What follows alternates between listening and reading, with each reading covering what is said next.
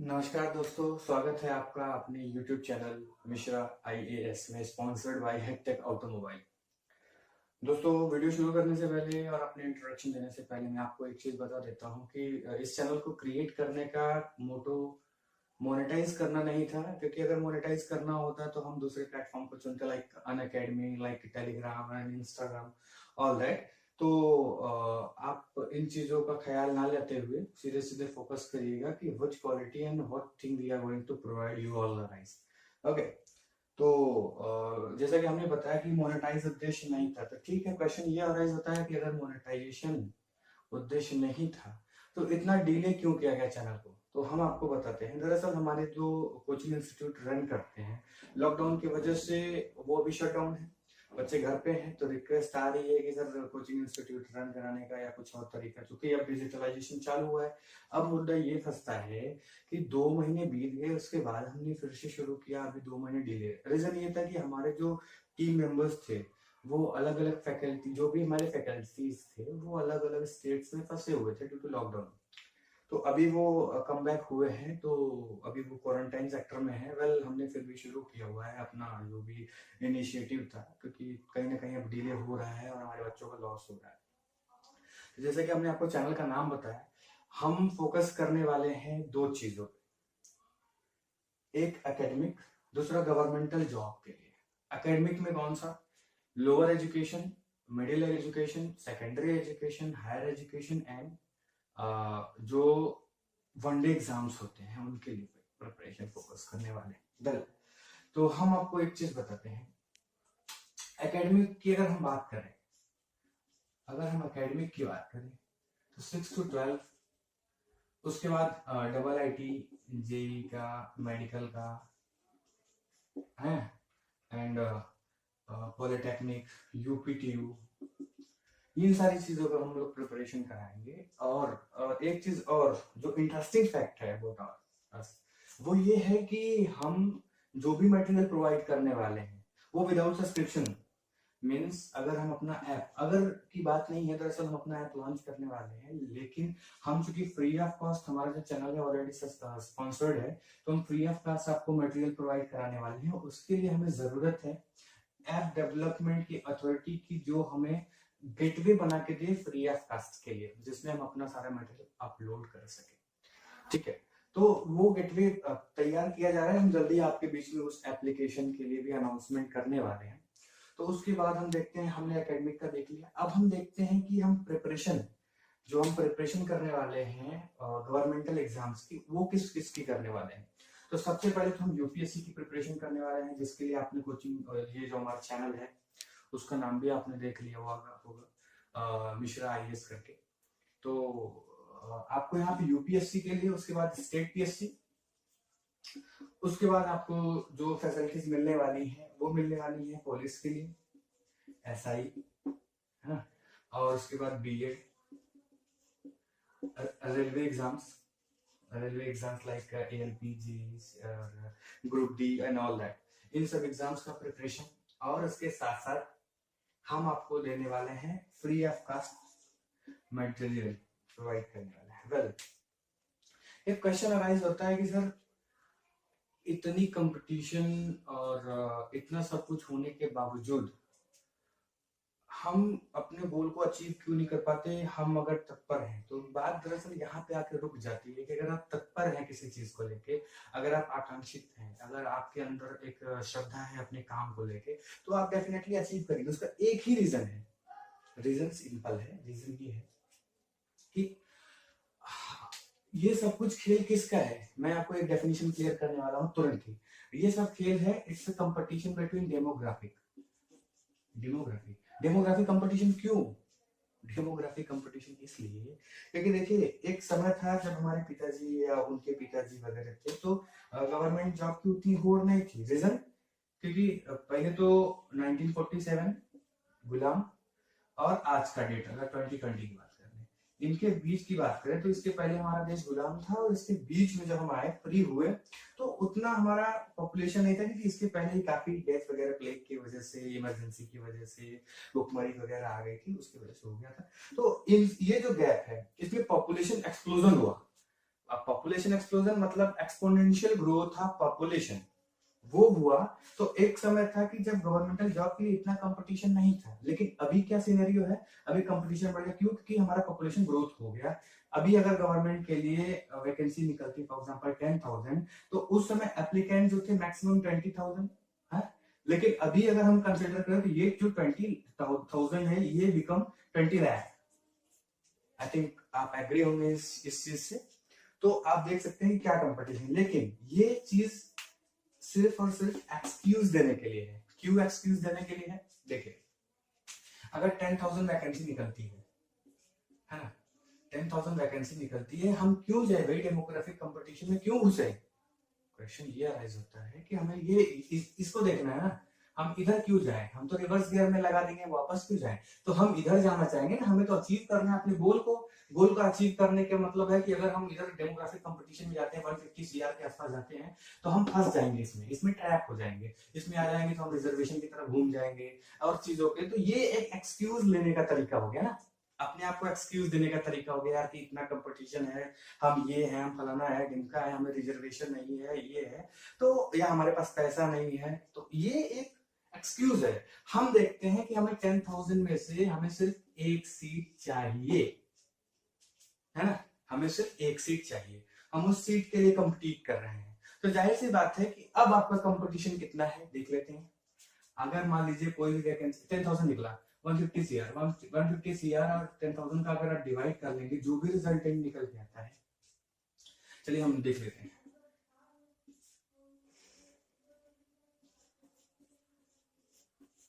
ये है,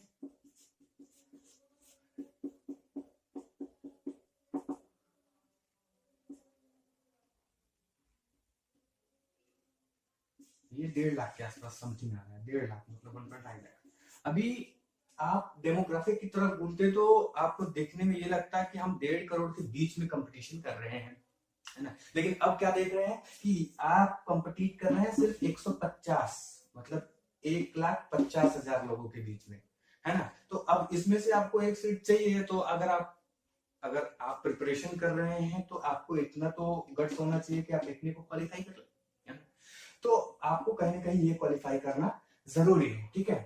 तो आपने देखा कि क्या है, कोई भी कंपटीशन जो है वो लोगों से कंपटीशन पहले नहीं है, लोगों से कंपटीशन तो बाद में है। लेकिन कंपटीशन पहले किससे है? तो पहले कंपटीशन है डेमोग्राफिक कंपटीशन। मतलब डेमोग्राफिक कंपटीशन मतलब आप लोग कमेंट करेंगे what is demography, what is demography, बताइए भाई, व्हाट इज डेमोग्राफी, ठीक है।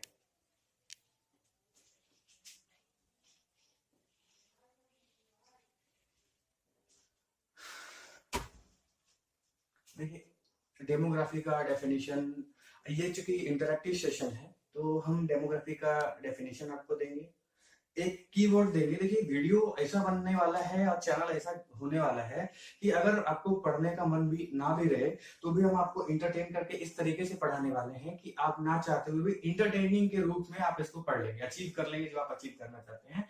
तो देखिए, उसके लिए हम मोनेटाइज नहीं कर रहे हैं, तो आपका एक दायित्व बनता है, क्या वो आप अच्छे जानते हैं, और कम से कम चैनल को सब्सक्राइब करिए, वीडियो को शेयर करिए, लाइक्स कमेंट, वो आपकी जिम्मेदारी है।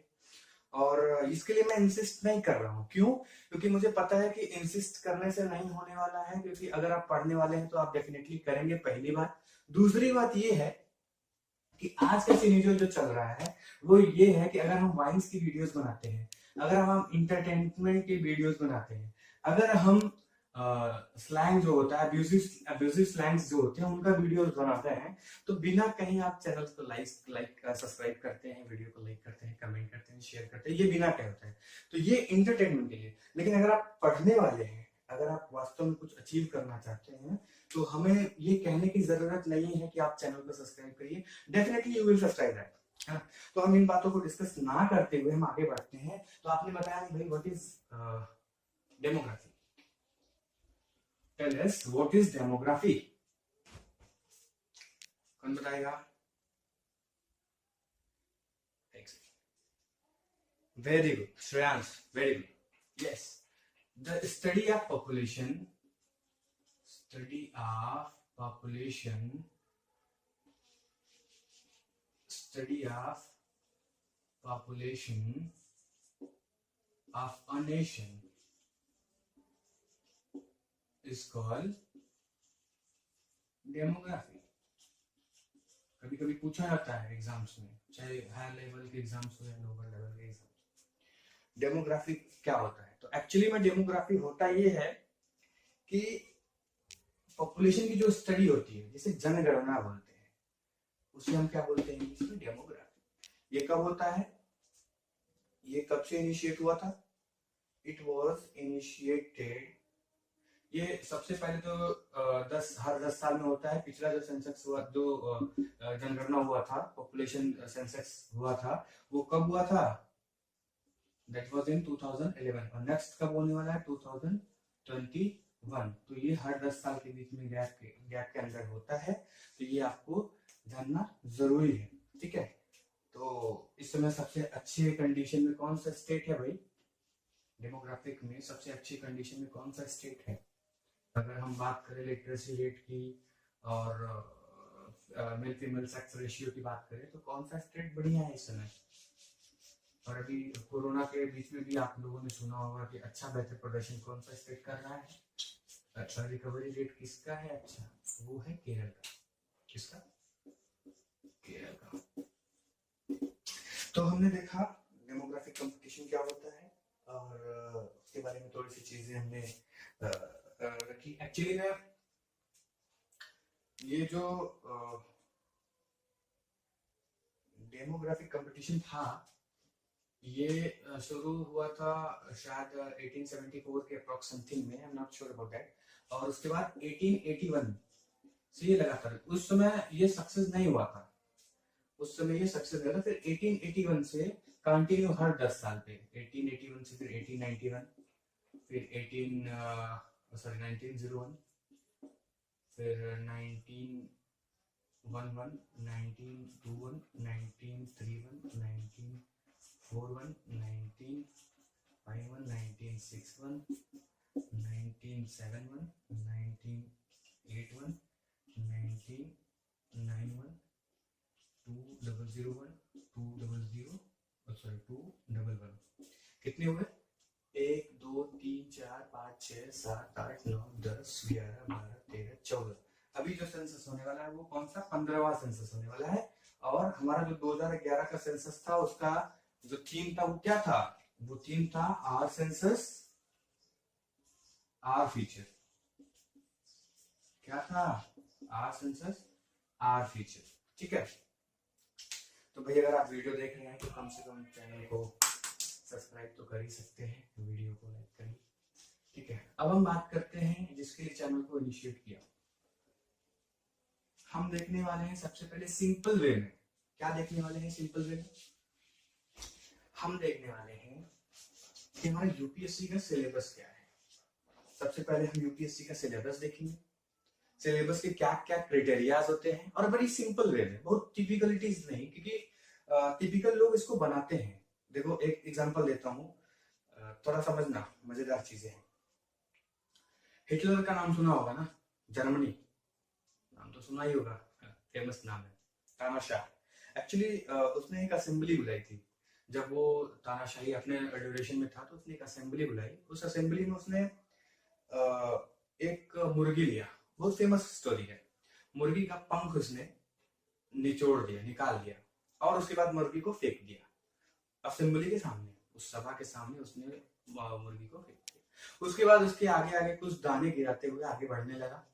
अब वो मुर्गी धीरे धीरे खिसक खिसक के उसके पीछे चलने लगी।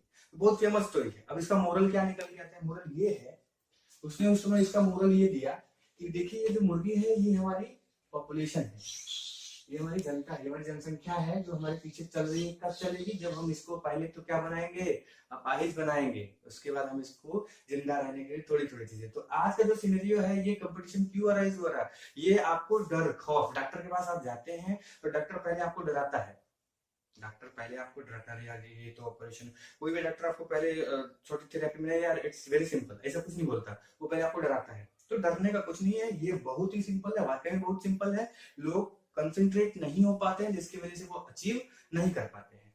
आपको सिर्फ और सिर्फ कंसंट्रेट होना है, अपने ऊपर कंसंट्रेट होना है, और definitely you will achieve that you want. तो हम शुरू करते हैं, पहले सिलेबस देखते हैं, यूपीएससी का सिलेबस देखेंगे। यूपीएससी का सिलेबस पहले नंबर पे। दूसरे नंबर पे हम कुछ चीजें डिस्कस करेंगे आज के टॉपिक, आज के माहौल से रिलेटेड। ये कोरोना के दौरान जो चीजें चेंज हो रही है, बहुत तेजी से चेंज हो रही हैं, जैसे कि क्या होता है मार्केट में हम पढ़ने वाले 4 चीजें,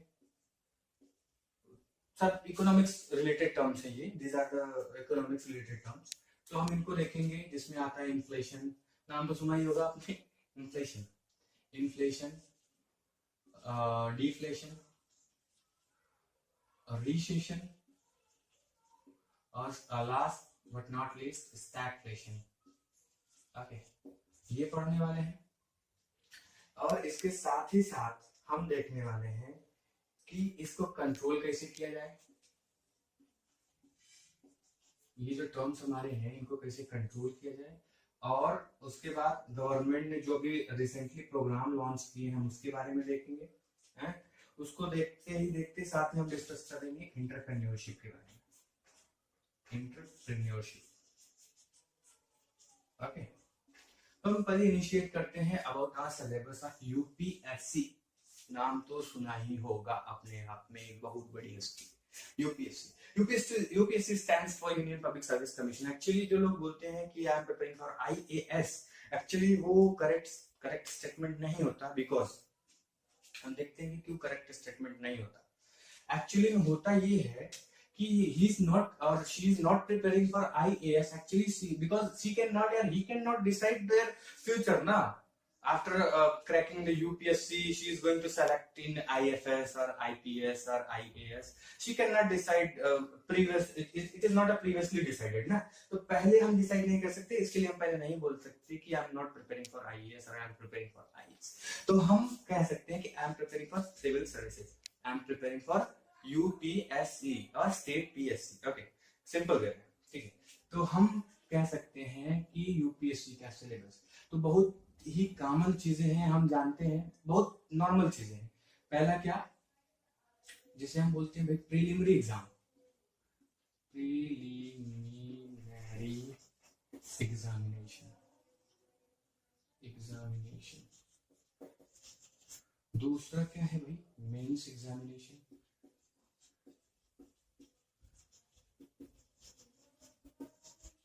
और तीसरा क्या है भाई, इंटरव्यू सेशन।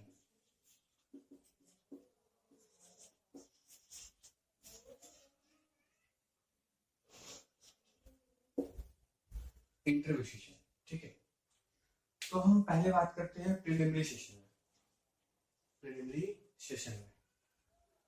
तो अब जाहिर सी बात है कि आप लोग इस समय प्रिपरेशन कर रहे हैं, तो आप लोग हमें ये बताएं कि करंट का जो 2011 का सेंसस था, उसमें सबसे पुअर कंडीशन किस स्टेट की थी। अगर हम बात करें पॉपुलेशन की, अगर हम बात करें लिटरेसी रेट की, ठीक है, तो आप इन दोनों चीजों को बताएंगे, ठीक है। साथ ही साथ अगर आप यूपी से बिलोंग करते हैं तो आप इस समय बताएंगे कि उत्तर प्रदेश में टोटल कितने नंबर ऑफ डिस्ट्रिक्ट्स हैं और पूरे इंडिया में कितने डिस्ट्रिक्ट्स हैं, ठीक है। Give the answer.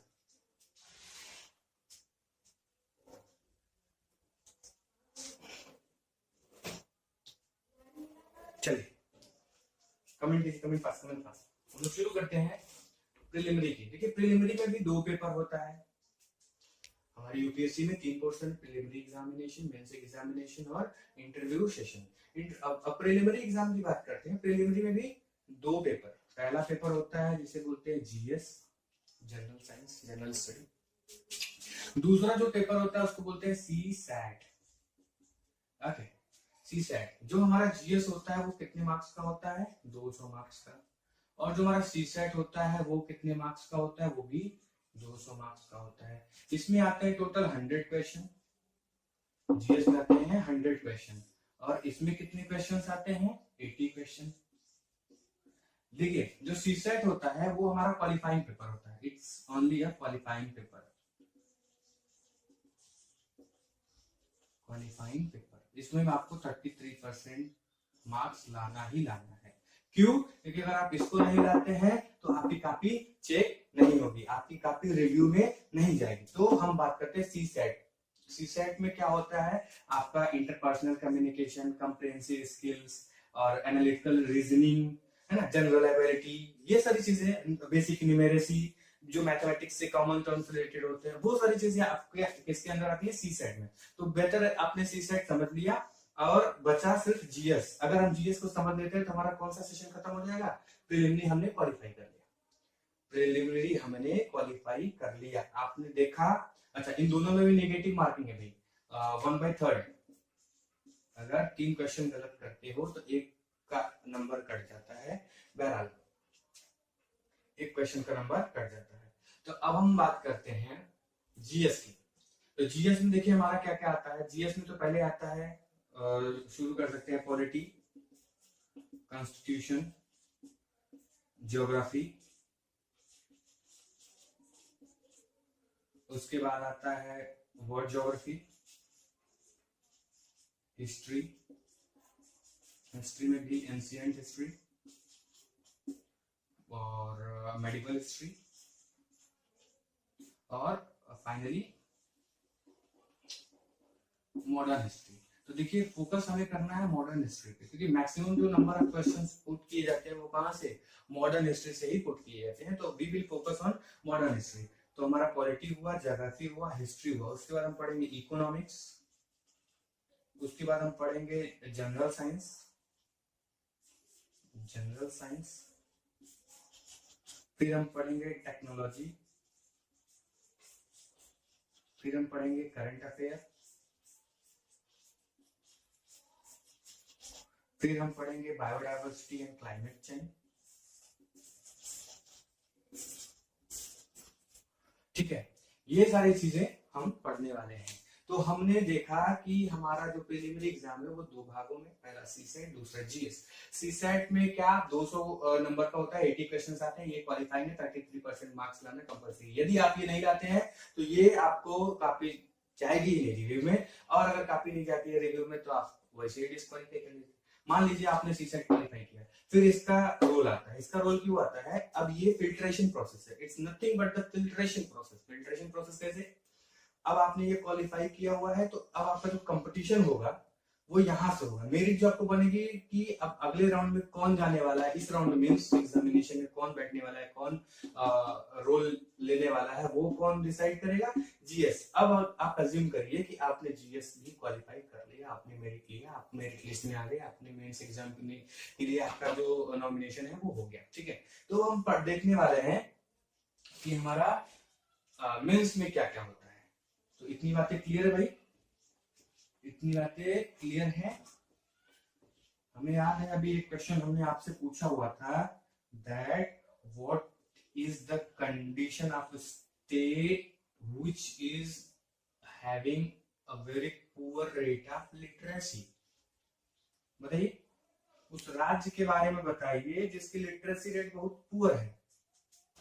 अरे आंसर आ चुका है, जी हाँ, वो कौन सा है, बिहार। कौन सा स्टेट है, बिहार। चलिए अच्छी बात, very good.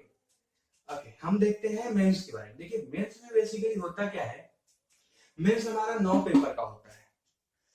There are 9 papers, there are total 9 papers in mains examination. ठीक है, 9 पेपर के बारे में हम देखने वाले हैं। तो 9 पेपर कौन कौन सा, सबसे पहले तो जो पेपर होगा वो होगा लैंग्वेज पेपर।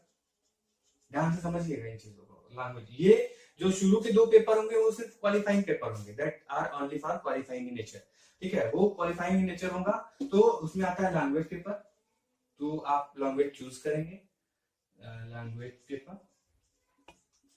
दूसरा होता है इंग्लिश पेपर।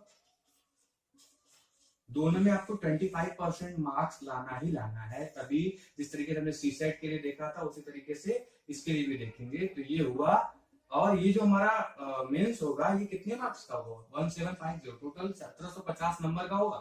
फिर यहाँ से कहानी शुरू होती है, हमने ये दोनों क्वालिफाई कर लिया, अब कहानी शुरू होती है, अब हमारा सिलेक्शन प्रोसेस शुरू होता है। कहाँ शुरू होता है, तीसरे पेपर से। तीसरा पेपर जो हमारा है वो है एसे का, नाम तो सुना ही होगा, नाम तो सुना ही होगा, एसे। एसे में इसको हम बोलते हैं पेपर 1, क्योंकि पेपर तो यहाँ शुरू है ना। एसे जो हमारा एसे होता है ये 250 मार्क्स का होता है, 250 मार्क्स का होता है, जिसमें जनरली 1000 वर्ड्स में लिखने के लिए आता है। ठीक है, आपने समझा? समझते चलिएगा। लैंग्वेज पेपर, इंग्लिश और एसे।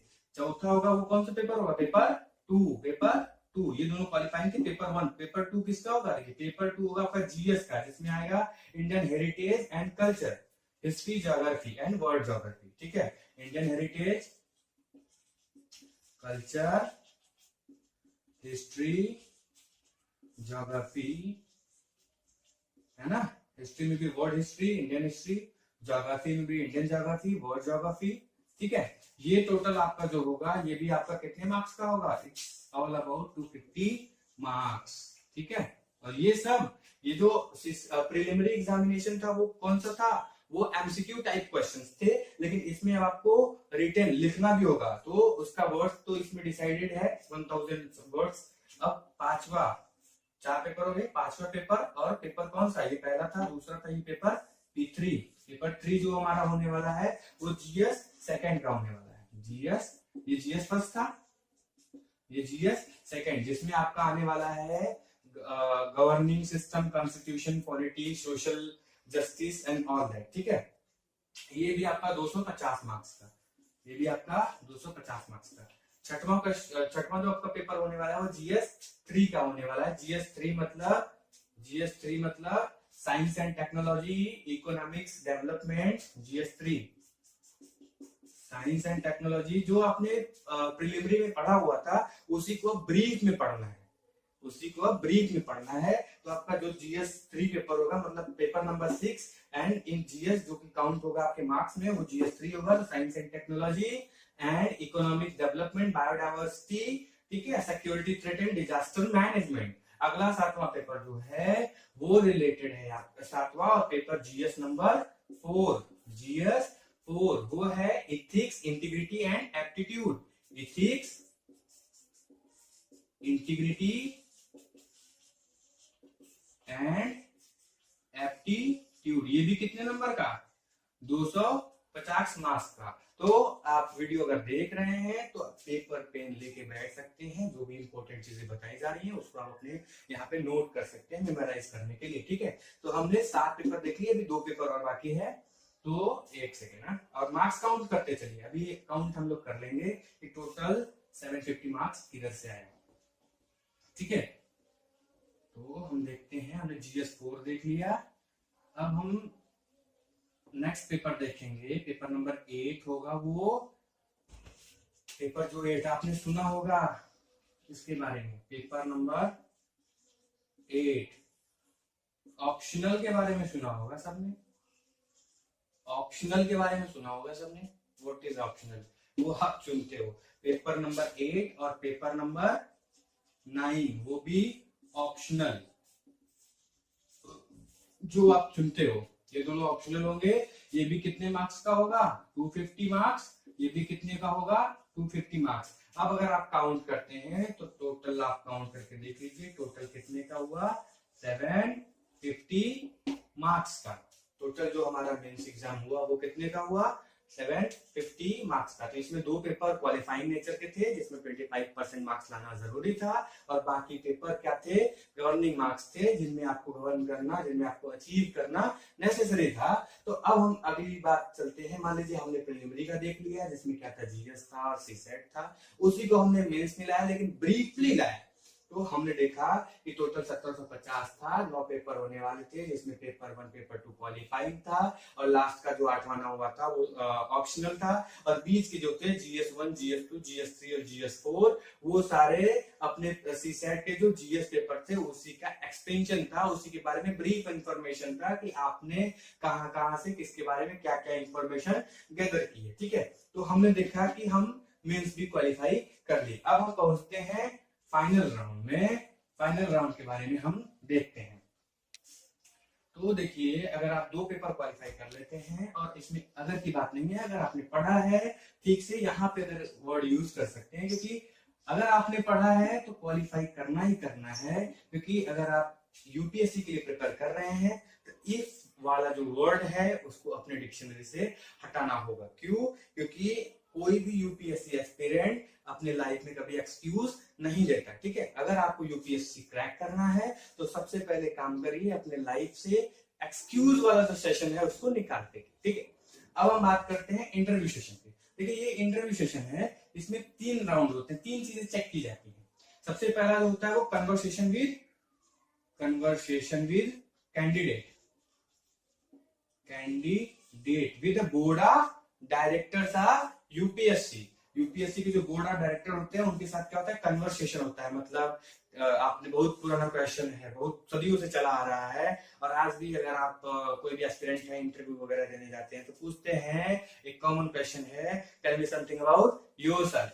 तो ये क्वेश्चन ये इस सेशन में पूछा जाता है। उसके बाद चेक होता है आपका मेंटल एबिलिटी। सब कुछ बड़ी स्मूथली रन करेंगे और इसको हम क्रैक करके आपको दिखाएंगे।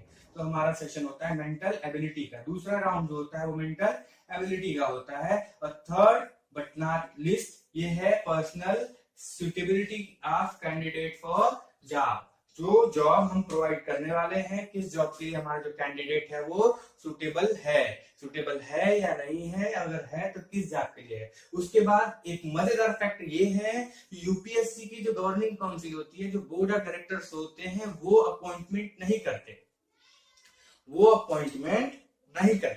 फिर क्वेश्चन आता है कि भाई फिर कौन अपॉइंटमेंट करता है? एक्चुअली में अपॉइंटमेंट करते ही गवर्नमेंट, जो संघीय गवर्नमेंट, जो सेंट्रल गवर्नमेंट होता है वो अपॉइंटमेंट करता है। क्यों? ये यूपीएससी का जो बोर्ड ऑफ डायरेक्टर्स है ये सिर्फ रिकमेंड करते हैं कि भाई हमने एग्जाम लिया और उस एग्जाम में ये बच्चे जो हैं उन्होंने बेटर परफॉर्मेंस दिया है। अब इसके लिए आप जो उचित समझे वो कार्यवाही कर सकते हैं, आइदर यू चूज और यू कैन रिजाइन। ठीक है, आईपीएस की ट्रेनिंग के लिए अपने यहाँ पे हैदराबाद में एक इंस्टीट्यूशन है, उसका नाम बताइए आप लोग कमेंट करके फटाफट। उसका नाम है, बहुत शिद्दत से लिया जाता है, ये है SVPRPA, मतलब सरदार वल्लभ भाई पटेल राष्ट्रीय police academy, national police academy. ठीक है, चलिए, तो हमने देखा कि प्रोसेस क्या होता है यूपीएससी में सिलेक्शन के लिए। वेल, अब हम लोग देखने वाले हैं करंट सिनेरियो से रिलेटेड। क्योंकि ये इंटरैक्टिव सेशन है तो लंबा ना खिंच जाए, नहीं आप लोग भी कमेंट करके उल्टी सीधी बातें करते हैं, तो हम इसको अब लेके चलते हैं अपने इंटरैक्टिव सेशन की। इंटरैक्ट करते हैं कि इतना वीडियो आपने देख लिया तो भाई कुछ गेन तो होना चाहिए। वैसे गेन तो बहुत कुछ हो रहा है आपको, लेकिन कुछ तो गेन होना चाहिए जमीनी स्तर पे। ठीक है, तो हम देखते हैं जो हमारा पहला है। हमने बोला था, आपसे प्रॉमिस किया था कि हम आपको किसके बारे में बताएंगे भाई, मार्केट के बारे में बताएंगे, क्योंकि यहीं से तो सब कुछ शुरू होता है। अगर मार्केट ही ना रहे तो सब चलेगा क्या? कुछ चलने वाला है? तो market, what is market? Comment first, market क्या है भाई?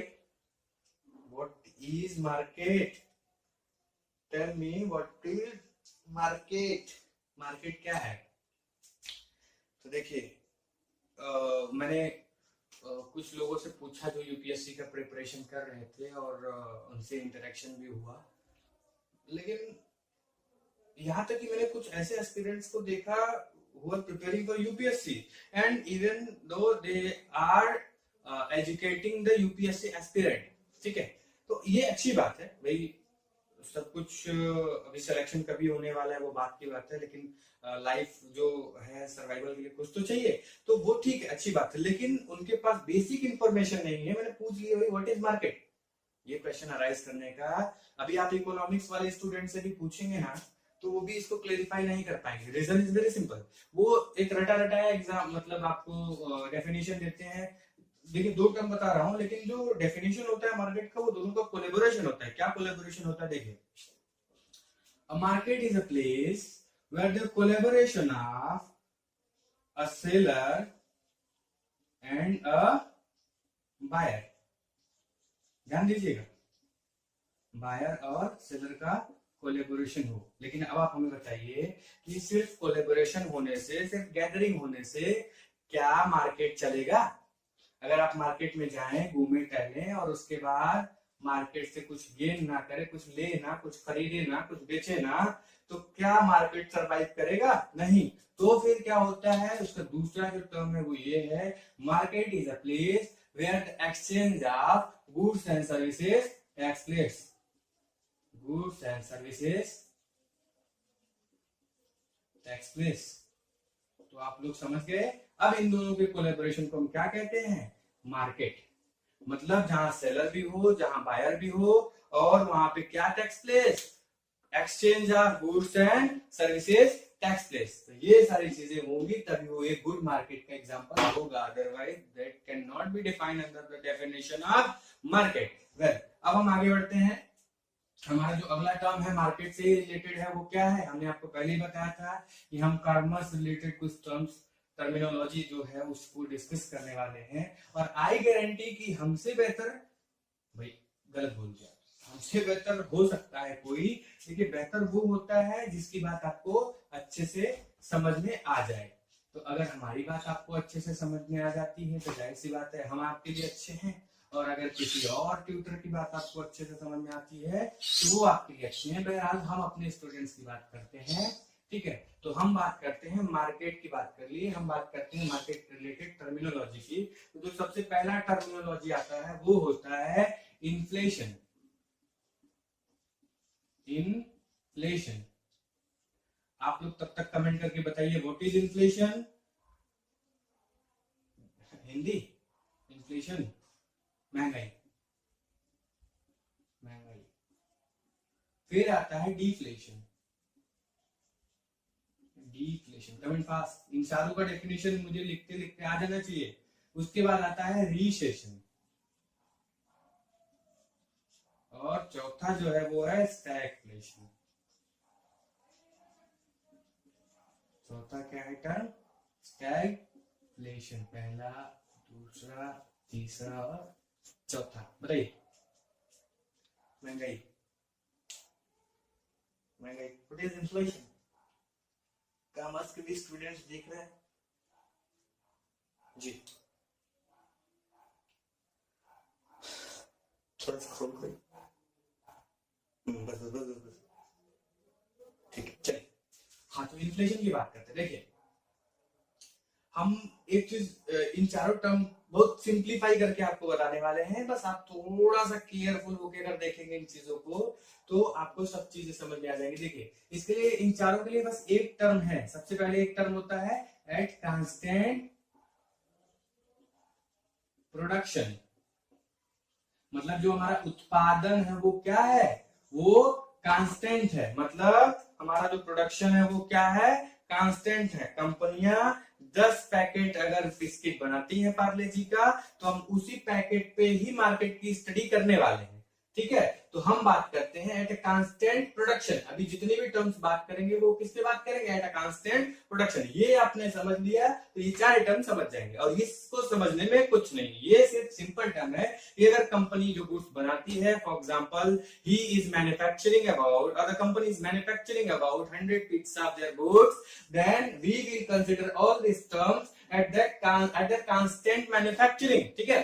तो आपको समझना होगा। पहले हम बात करते हैं इन्फ्लेशन की। इन्फ्लेशन वो होता है अगर किसी गुड्स का जो प्राइस है वो बढ़े, वो ग्रो होता रहे, तो उसे हम क्या कहते हैं? इन्फ्लेशन। तो अब आप बताइए, महंगाई इसी को तो कहते हैं। भाई आपने बोला कि चावल महंगा हो गया, दाल महंगा हो गया, रोटी में सॉरी बाकी चीजें जो आप गुड्स एंड सर्विसेज लेते हो, फ्लाइट के टिकट महंगा हो गया, तो वो महंगाई आप कैसे डिफाइन करते हो? यही तो टर्म है। अगर रेट पिछली बार कुछ और था, इस बार कुछ और हो गया, तो हम इसको किस पे कंसीडर करें? Constant production. अब हम देखते हैं इसका एग्जांपल। देखिए, अगर कंपनी ने पार्ले जी के, ये कैसे होगा इसका प्रैक्टिकली देखते हैं। तभी तो हमने जो दावा किया है कि आपको समझाने का बेहतर तरीका हमसे किसी के पास नहीं है, वो हम यही से प्रूव करते हैं। अगर कंपनी के पास 100 पैकेज गुड्स का प्रोडक्शन है अ डे, और जो डिमांड है वो 200 पैकेट्स का हुआ, 200 पैकेट्स का डिमांड हुआ, कंपनी का प्रोडक्शन 100 है। कंपनी अपनी प्रोडक्शन नहीं बढ़ाएगी क्योंकि हमने पहले ही क्या कंसिडर किया था कि पूरा जो प्रोडक्शन प्रोसेस है वो क्या है, कांस्टेंट है, तो हम देखेंगे कि 100 प्रोडक्शन और 200 पीसेस जो है वो क्या है, डिमांड है। तो जाहिर सी बात है जब डिमांड बढ़ता है, जब डिमांड बढ़ता है तो प्राइस भी क्या होता है, बढ़ जाता है, क्योंकि जो प्रोडक्शन है वो हमारा कांस्टेंट है। तो अब आप मुझे लगता है समझ गए होंगे कि इन्फ्लेशन क्या है, कि अगर डिमांड बढ़ेगा तो प्राइस बढ़ेगा, ठीक है, क्योंकि हमारा जो प्रोडक्शन है वो क्या है, कांस्टेंट है। अब बात करते हैं डिफ्लेशन। इन्फ्लेशन का जस्ट उल्टा, डिफ्लेशन मतलब डिमांड घटेगी, प्राइस भी घटेगी। अब इसका एग्जांपल देखिए। अच्छा, ये पहले हम देख लेते हैं इन्फ्लेशन में कि ऐसा हुआ क्यों, ये जो प्राइस बढ़ा और डिमांड क्यों बढ़ा। भाई कंपनी अगर प्रोडक्शन कर रही थी 100 पैकेट बिस्किट की, तो 100 पैकेट ही क्यों कर रही थी, अगर उसको पता था कि प्रोडक्शन बढ़ने वाला है। तो देखिए एक्चुअली होता ये है कि अचानक में मार्केट में पैसा आ जाता है, अचानक से मार्केट में, तो कंपनी ने अपना जो सेटअप किया हुआ है वो 100 पे किया हुआ है। भाई हमारा जो एवरेज डिमांड है वो 100 पीसेस ऑफ गुड्स है, तो हम क्यों इतना बड़ा फर्म लगाएंगे कि अगर फर्म एक्सटेंड करते हैं तो उसके लिए में ढेर सारे जो संसाधन सोर्सेज होते हैं उसकी जरूरत पड़ेगी। जैसे सबसे पहला मैन पावर होता है ना, कैपिटल होता है, लैंड होता है, ये सारी चीजें होती हैं। तो कंपनियां डिमांड एनालिसिस करती हैं, वो अपने यहाँ बड़े बड़े जो एनालिसिस्ट रखे होते हैं। कोई भी कंपनी, एक अच्छी कंपनी का एग्जांपल वही हो सकता है जो प्रोडक्शन डालने से पहले एनालिसिस करवाए, उसके लिए बेस्ट एग्जांपल है चाइना।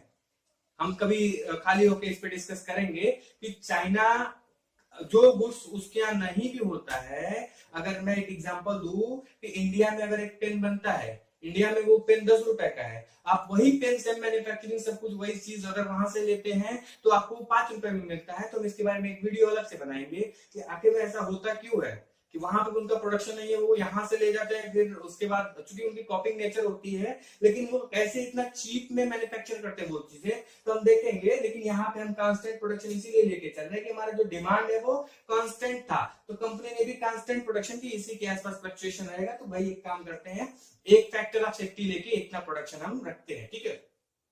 लेकिन अचानक डिमांड बढ़ गया क्योंकि मार्केट में पैसा आ गया, तो कंपनियों ने उसका रेट बढ़ा दिया, ठीक है। ये हो गया हमारा इन्फ्लेशन। अब बात करते हैं डिफ्लेशन की। तो डिफ्लेशन में जो हमारा प्रोडक्शन है वो कांस्टेंट है, लेकिन मार्केट में पैसा नहीं है। मार्केट में पैसा नहीं है तो क्या होगा, डिमांड घटेगा, तो कंपनियों का प्रोडक्शन तो कांस्टेंट है, उसके यहाँ जो लेबर है, उसका जो रेंट है, उसका जो इलेक्ट्रिसिटी बिल है, उसका जो लैंड है, उसका जो कैपिटल है, उसका तो सप्लीमेंट कहीं ना कहीं से आना चाहिए। तो कंपनी क्या करेगी भाई कि चलिए अच्छा मार्केट में पैसा नहीं है तो डिमांड भी कम हुआ, तो अब हम थोड़ा सा प्राइस घटा देते हैं ताकि हमारा जो रेगुलेशन है हमें प्रॉफिट ना हो।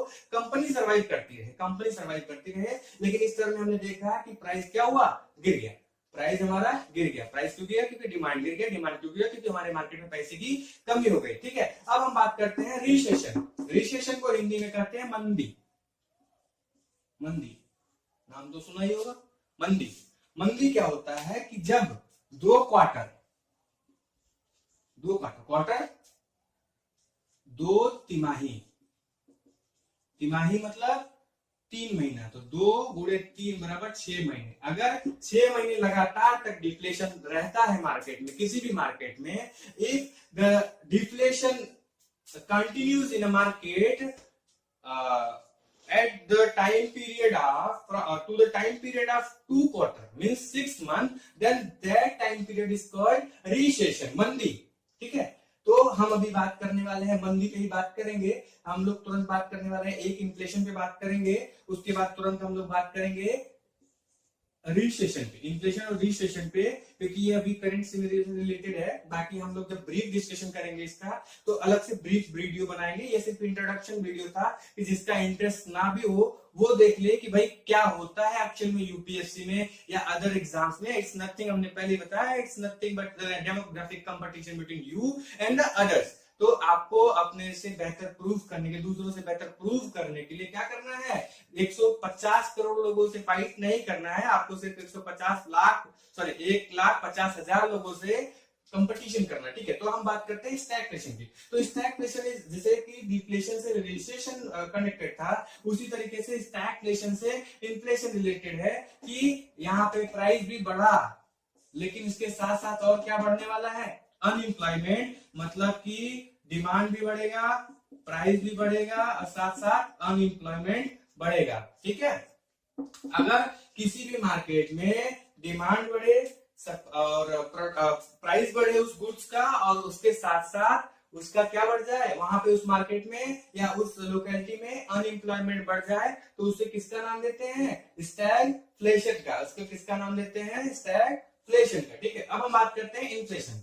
तो चूंकि कोरोना का सीजन चल रहा है तो थोड़ा सा डिस्कशन हम कोरोना पे करते हैं, फिर हम आते हैं इन्फ्लेशन पे। इन्फ्लेशन और डिफ्लेशन आप पकड़ के रखिएगा, तब तक हम थोड़ा सा कोरोना पे डिस्कस करते हैं। देखिए, तो बताइए भाई कोरोना का ओरिजिन कहां से हुआ था? Tell us the country of origin of corona. हम सभी लोग जानते हैं कि कोरोना का ओरिजिन कहां से हुआ है। Corona was originated from China. तो दरअसल देखिए, रिवील करना अपनी जिम्मेदारी है, और चूंकि हम लोग मोनेटाइज नहीं हो रहे हैं तो कोई फर्क भी नहीं पड़ता। लाइक करो, डिसलाइक करो, अगर कोई चाइना में देख रहा है वीडियो या फिर कहीं भी देख रहा है, तो कोई फर्क नहीं पड़ता, क्योंकि द ट्रूथ इज ट्रूथ। जो सत्य है वो सत्य है। क्या सत्य है? एक्चुअली में कोरोना का टेस्टिंग, अभी देखिए, सुपर पावर यूएसए, तो सुपर पावर यूएसए है, और यूएसए और चाइना के बीच में क्या टक्कर है? एकदम सुपर पावर बनने की होड़ है। दोनों एक दूसरे के अपोजिट खड़े हैं और हम लोग इसके नीचे पे फाइट कर रहे हैं। तो अब डायरेक्टली हम लोग वेपन वॉर तो कर नहीं सकते, केमिकल वॉर तो कर नहीं सकते, एटॉमिक वॉर तो कर नहीं सकते, फिर करेंगे क्या? वो करते हैं बायो वॉर।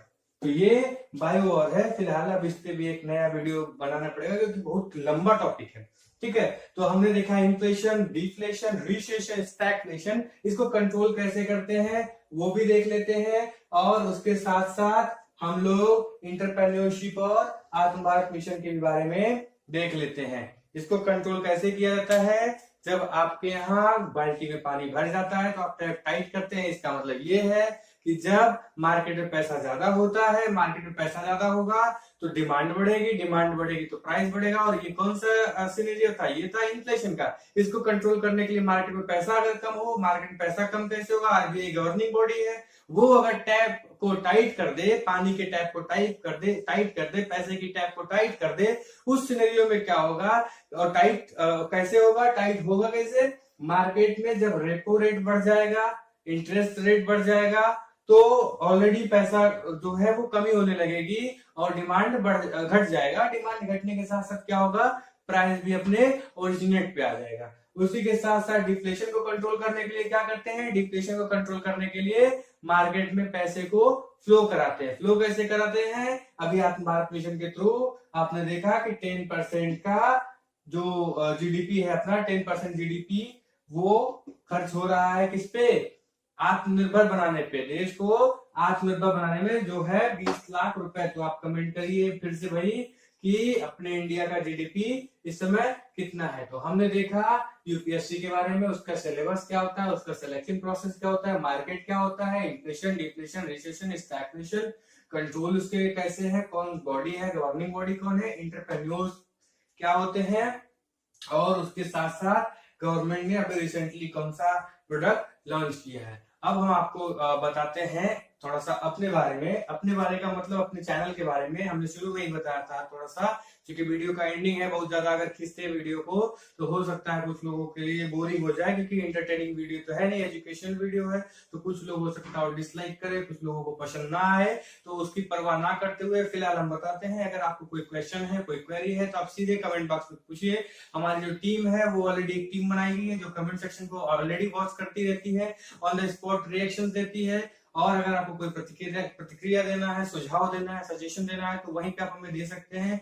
तुरंत अडॉप्टेशन होगा, उसका तुरंत एग्जीक्यूशन होगा। और उसके साथ साथ अगर आपको कोई शिकायत है तो आप हमारे एडमिन और हमारे फाउंडर से डायरेक्ट कांटेक्ट कर सकते हैं वाया ईमेल एड्रेस। उनका ईमेल एड्रेस है hectechautomobile@gmail.com, क्योंकि हमारा जो फर्म है, हमारा जो ये ऑनलाइन वीडियो क्लासेस है वो गवर्न करा जा रहा है, स्पॉन्सर करा जा रहा है। किसके द्वारा? वो किया जा रहा है हेक्टेक ऑटोमोबाइल के द्वारा।